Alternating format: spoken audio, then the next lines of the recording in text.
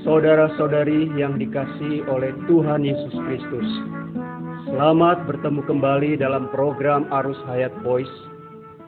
Tema kali ini adalah keselamatan baptisan. Dalam Markus pasal 16 ayat 15 sampai 16, pergilah ke seluruh dunia, beritakanlah Injil kepada segala makhluk. Siapa yang percaya dan dibaptis akan diselamatkan, tetapi siapa yang tidak percaya akan dihukum. Perkataan ini diucapkan oleh Tuhan Yesus sendiri yang berkata, siapa yang percaya dan dibaptis akan diselamatkan, tetapi siapa yang tidak percaya akan dihukum.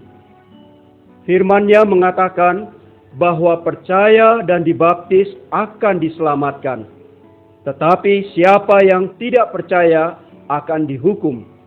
Dari perkataan Tuhan di sini menjelaskan sesuatu bahwa, pertama, bahwa syarat untuk menerima baptisan adalah melalui kita percaya. Firman-Nya mengatakan, siapa yang tidak percaya akan dihukum. Tuhan tidak berkata siapa yang tidak percaya dan dibaptis akan dihukum, melainkan siapa yang tidak percaya akan dihukum. Ini semua menjelaskan bahwa orang yang tidak percaya pasti tidak akan beroleh baptisan. Oleh sebab itu dalam firman-Nya, bagi orang yang tidak percaya tidak disebutkan mengenai perkara baptisan. Yang kedua, firman-Nya mengatakan bahwa siapa yang percaya dan dibaptis akan diselamatkan. Firman-Nya tidak mengatakan percaya dan dibaptis beroleh hidup yang kekal. Mengapa Tuhan berkata bahwa pada waktu kita percaya dan dibaptis kita beroleh keselamatan? Dan apakah keselamatan itu? Saudara-saudari, banyak orang Kristen memiliki konsep bahwa pada waktu kita percaya dan dibaptis, kita diselamatkan, terlepas dari neraka dan naik ke sorga, atau terlepas dari dosa untuk menempuh kehidupan yang kudus. Ini adalah konsepsi yang salah. Di dalam Alkitab kita nampak, diselamatkan bukan hanya itu.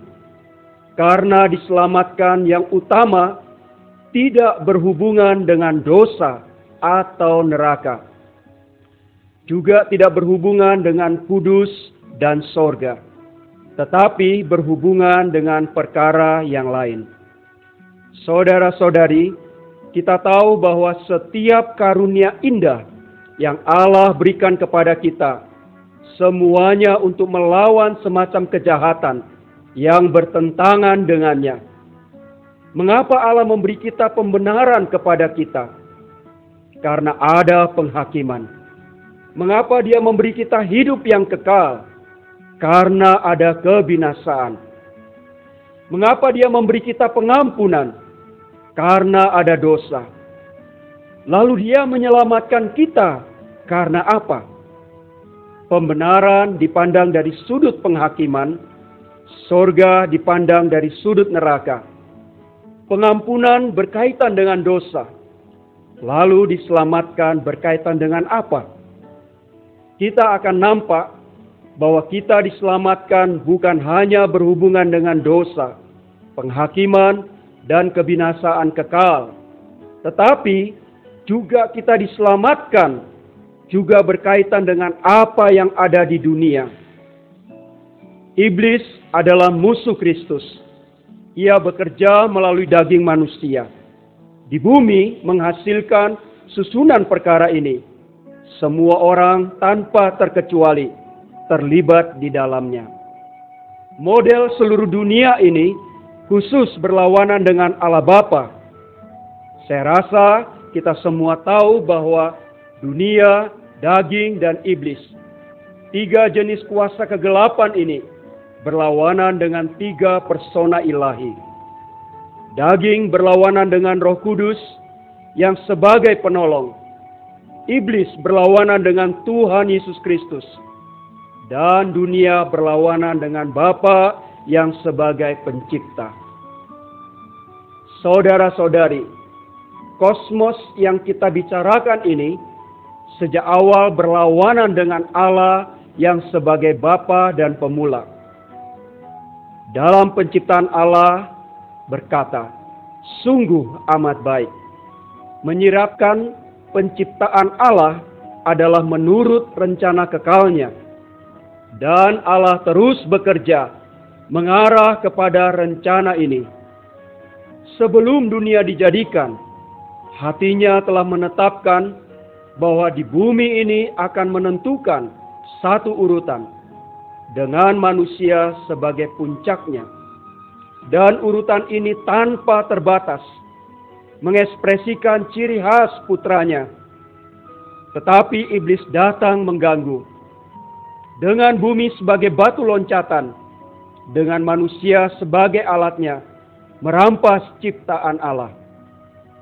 Menjadikannya sebagai sesuatu yang dengan dirinya sebagai inti dan menampilkan gambarnya. Maka sistem perkara yang tidak selaras dengan kehendak Allah ini secara langsung melawan rencana Allah. Karena itu, hari ini kita menghadapi dua dunia, dua wilayah kekuasaan yang ciri khasnya sama sekali berbeda, bahkan berlawanan. Hari ini, bagi kita masalahnya bukan kelak naik ke surga atau turun ke neraka. Masalahnya adalah dua dunia ini. Sebenarnya kita ini milik sistem dengan Kristus sebagai Tuhan, atau sebaliknya, milik sistem dengan iblis sebagai kepala yang sesungguhnya. Maka diselamatkan bukan hanya merupakan masalah pribadi dosa diampuni atau terhindar dari neraka. Kita harus nampak bahwa diselamatkan adalah keluar dari satu sistem. Ketika kita beroleh selamat, saya keluar dari keseluruhan satu dunia dan masuk ke satu dunia lain. Hari ini saya beroleh selamat, berarti saya terlepas dari keseluruhan ruang lingkup organisasi yang dibangun oleh iblis untuk melawan kehendak Allah. Puji Tuhan, saudara-saudari, atas keselamatan yang Tuhan berikan kepada kita, yang bukan hanya menyelamatkan kita dari masalah dosa dan iblis, tetapi juga masalah dunia. Tuhan menyelamatkan kita untuk keluar dari sistem dunia yang melawan kehendak Allah. Mari kita berdoa. Tuhan Yesus, kami bersyukur atas janji keselamatan yang telah Engkau berikan kepada kami melalui baptisan. Tuhan, Engkau bukan hanya menyelamatkan kami dari dosa dan menyelamatkan kami dari musuh-Mu, tetapi lebih lagi, Engkau menyelamatkan kami dari sistem yang ada di dunia ini yang melawan kehendak-Mu.